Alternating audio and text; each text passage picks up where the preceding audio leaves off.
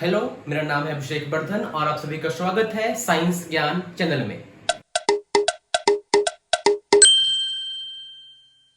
और मैं आप सबके सामने लेकर के आया हूं एक नया चैप्टर क्लास 12th का। नाम है रिप्रोडक्शन।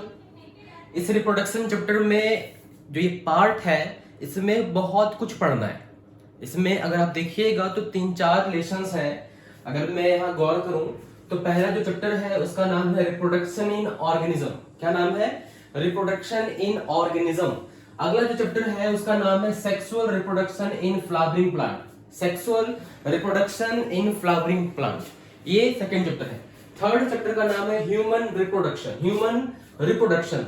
और चौथा चैप्टर है उसका नाम है रिप्रोडक्टिव हेल्थ। कौन सा?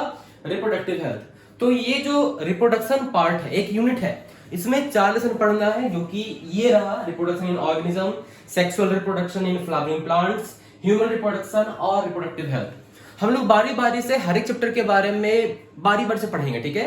हम लोग इन सब के बारे में पढ़ेंगे, लेकिन उसके पहले हम लोग जान लेते हैं कि आखिर रिप्रोडक्शन होता क्या है।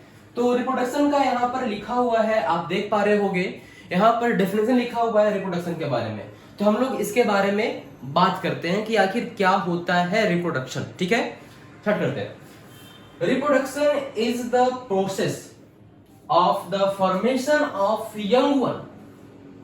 young new individuals from the pre-existing grown up individuals of an organism। फिर से, reproduction is the process, reproduction एक प्रक्रिया है, of the formation of young new individuals, नए इंडिविजुअल्स का जन्म लेने का। रिप्रोडक्शन एक प्रक्रिया है नए इंडिविजुअल के जन्म लेने का। नया इंडिविजुअल मतलब नया जीव का जन्म लेने का एक प्रक्रिया है। From the pre existing grown up individuals, कहां से? वैसे इंडिविजुअल से जो कि पहले ग्रोन हो चुके हैं। From the pre existing grown up individual of an organism. इसको अगर हम पूरी तरीके से समझाने का प्रयास करें तो इसमें यह लिखा हुआ है कि रिप्रोडक्शन एक प्रक्रिया है जिसके माध्यम से नया इंडिविजुअल का जन्म होता है। किसके द्वारा? तो पुराने इंडिविजुअल के द्वारा, पुराने ऑर्गेनिज्म के इंडिविजुअल के द्वारा नए ऑर्गेनिज्म का जन्म होने का जो प्रक्रिया होता है उसको हम लोग बोलते हैं रिप्रोडक्शन। क्या बोलते हैं? रिप्रोडक्शन।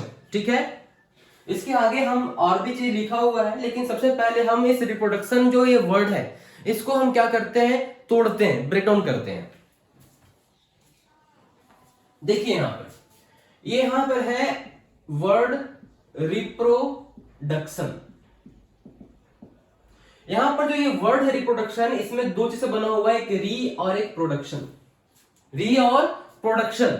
यहां पर री का मतलब होता है दोबारा। क्या चीज? दोबारा। और प्रोडक्शन का मतलब होता है निर्माण। निर्माण यानी कि दोबारा निर्माण। मतलब रिप्रोडक्शन एक ऐसा प्रक्रिया है जिसके माध्यम से किसी भी ऑर्गेनिज्म का दोबारा निर्माण हो सकता है। क्लियर है? आगे बढ़ते हैं। बोला है reproduction is the mean of preparation of race as older individual undergo senescence and die. बोला है रिप्रोडक्शन ही वह जरिया है, वह तरीका है, वह मीन है जाति के निर्माण का।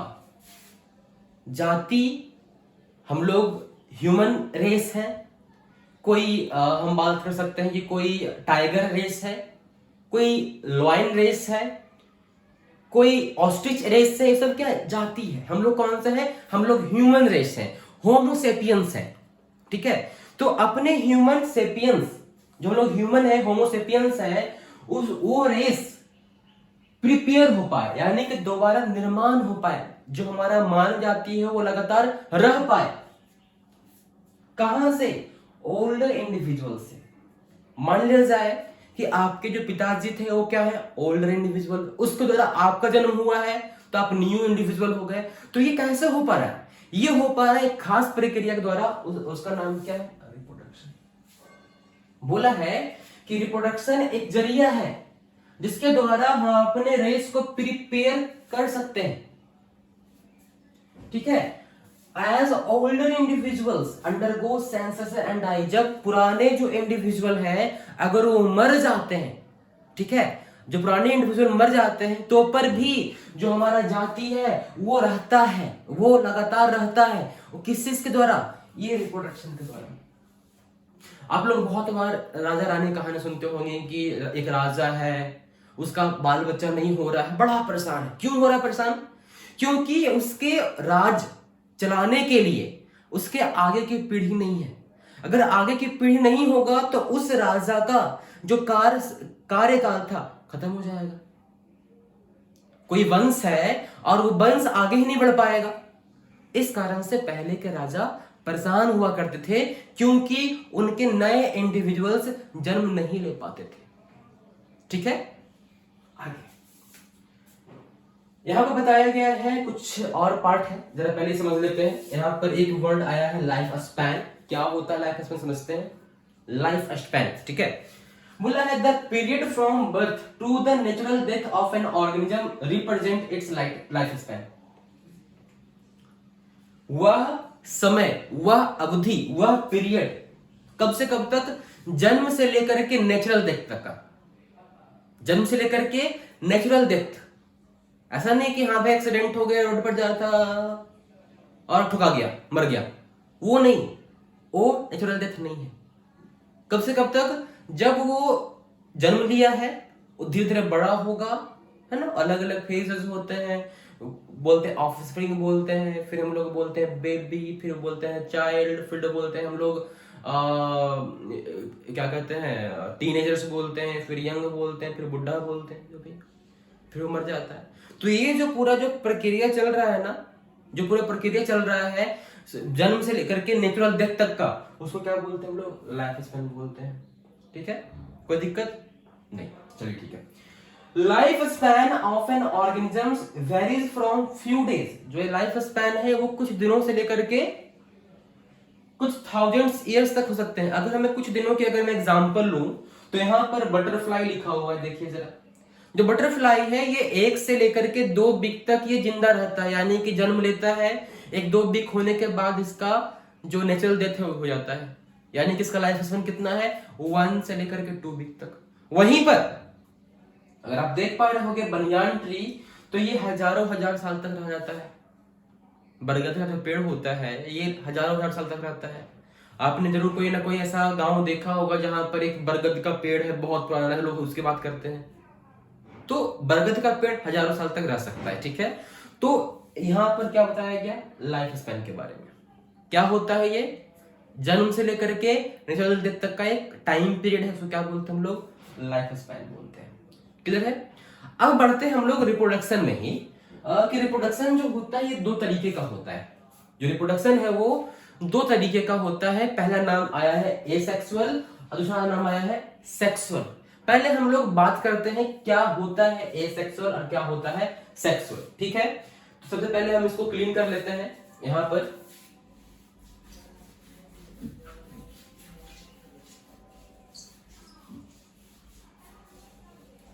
चलिए हम लोग पहले बात करते हैं एसेक्सुअल और सेक्सुअल के बारे में, ठीक है। तो यहां पर पहले बात करते हैं हम लोग एसेक्सुअल के बारे में। किसके बारे में? एसेक्सुअल के बारे में।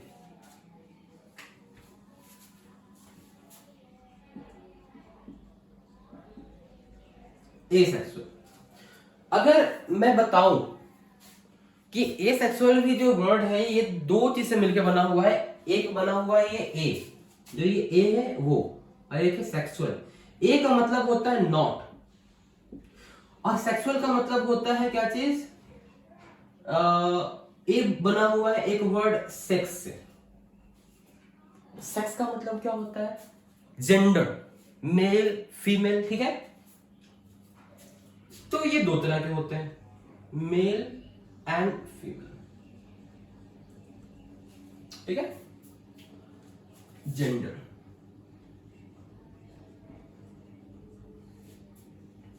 मतलब एक वैसा रिप्रोडक्शन जिसमें मेल और फीमेल का कोई योगदान ना हो। एक वैसा रिप्रोडक्शन जहां पर कोई मेल और फीमेल का सहयोग ना हो क्या कहलाएगा? Asexual reproduction. ठीक है, अब बात करते हैं सेक्सुअल।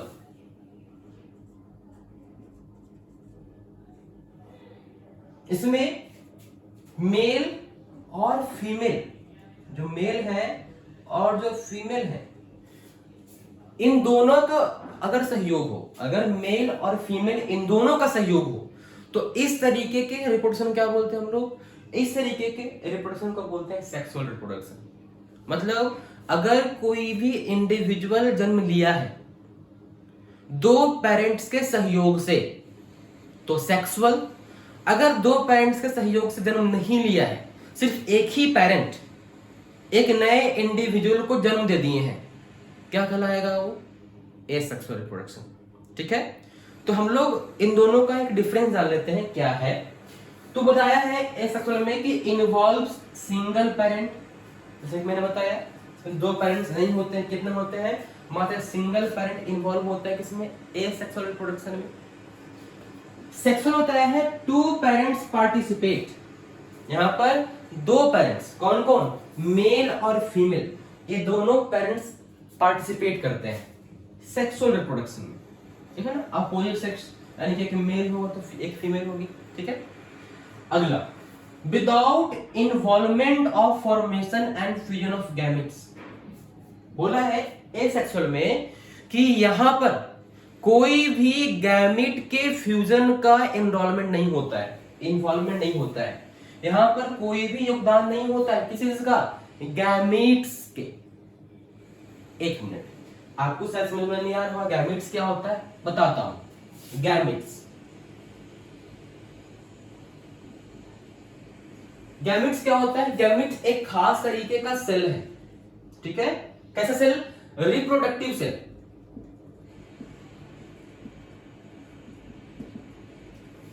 रिप्रोडक्टिव सेल जो कि रिप्रोडक्शन में पार्टिसिपेट करता है।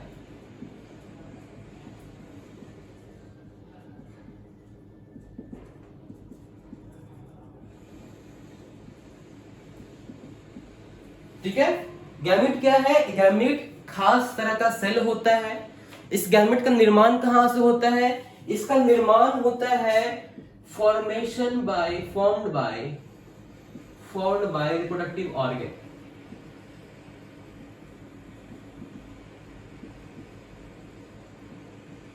ठीक है, निर्माण किससे होता है? रिप्रोडक्टिव ऑर्गन से। अगर कोई मेल है तो मेरे पास कैसे ऑर्गन होंगे? Male reproductive organ. और वहां से जो गैमेट का निर्माण होगा वो कैसा होगा? Male gamete. अगर मैं ह्यूमन की बात करूं तो उनका मेल गैमेट क्या बोलते हैं? स्पर्म्स। वहीं पर अगर कोई फीमेल है तो वहां पर निर्माण किसका होगा? फीमेल गैमेट का। कहां से? फीमेल रिप्रोडक्टिव ऑर्गन से। और वे फीमेल गैमेट को बोलेंगे क्या चीज? ओवा, ओवम। ठीक है, तो समझ में आ गया होगा क्या होता है गैमेट्स। अच्छा, आगे बढ़ते हैं। बोला गया है कि without involvement of formation and fusion of gametes, इस एसेक्सुअल रिप्रोडक्शन में ना तो गैमेट का फॉर्मेशन होता है, ना ही यहां पर गैमेट आपस में फ्यूज करते हैं। मेल और फीमेल गैमेट आपस में फ्यूज नहीं होते हैं। ठीक है, आगे यहां पर सेक्शन बोला है कि फॉर्मेशन होता है गैमेट्स का, फ्यूजन होता है यानी कि मेल और फीमेल गैमेट आपस में फ्यूज करते हैं। और यहां पर ध्यान सुनिएगा, बोला है morphologically and genetically identical with their parent clone. बोला है कि अगर एसेक्सुअल रिप्रोडक्शन हुआ है तो वहां पर जो भी पेरेंट्स होंगे और उन पेरेंट्स द्वारा जो भी बच्चों का निर्माण होगा, जो भी इंडिविजुअल का निर्माण होगा, वो बिल्कुल सिमिलर होंगे। कैसे? मॉर्फोलॉजिकली, यानी कि देखने में बिल्कुल अपने पेरेंट्स की तरह होंगे, हूबहू होंगे। और जेनेटिकली, अगर उनका जेनेटिक्स यानी कि उनका डीएनए का अगर चेक हो, अगर उनका आरएनए चेक हो, तो बिल्कुल अपने पेरेंट के डीएनए के पैटर्न के तरह ही दिखेंगे, मतलब बिल्कुल सेम होगा। इसका मतलब ये मॉर्फोलॉजिकली और जेनेटिकली सेम होते हैं अपने पेरेंट्स के, तो इनको हम लोग एक और नाम जानते हैं, क्लोन के नाम से जान जाते हैं। मतलब एसेक्सुअल रिप्रोडक्शन के फलस्वरूप जो नया इंडिविजुअल का निर्माण होता है वो अपने पेरेंट्स के बिल्कुल इक्वल होते हैं, दिखने में भी और जेनेटिकली भी। इस कारण से उसको हम लोग क्लोन भी बोल देते हैं। क्या बोल देते हैं? क्लोन। ठीक है। और वहीं पर अगर हम बात करते हैं सेक्सुअल रिप्रोडक्शन का, तो यहाँ पर वेरिएशंस अकर्स, यानी कि यहाँ पर डिफरेंसेस पैदा होते हैं, देखने में भी और जेनेटिकली भी। अगर मैं बात करता हूं ह्यूमंस की, तो ह्यूमन क्या करते हैं? वो करते हैं सेक्सुअल रिप्रोडक्शन। तभी तो आप देख पाते हैं कि जो पेरेंट्स हैं और उनके से अगर कंपेयर किया जाए उनके ऑफस्प्रिंग, यानी कि उनके आगे आने वाले संतानों की, तो उनमें और उनके संतानों में डिफरेंसेस होता है, देखने में भी और जेनेटिकली भी। किसमें? सेक्सुअल रिप्रोडक्शन में। और वही चीज यहां पर एसेक्सुअल रिप्रोडक्शन में नहीं होता है। तो हम लोग आगे के जो पार्ट है उसमें मैं बात करूंगा कि आखिर ये एसेक्सुअल और सेक्सुअल रिप्रोडक्शन क्या होता है। हम लोग बहुत बड़े विस्तार से इस एसेक्सुअल समझेंगे और इस सेक्सुअल रिप्रोडक्शन समझेंगे। तो आज के वीडियो में इतना ही, और मैं आशा करता हूं कि आपको ये रिप्रोडक्शन का जो पार्ट है आपको क्लियर हो गया होगा। ठीक है, तो आज के लिए इतना ही। Thank you.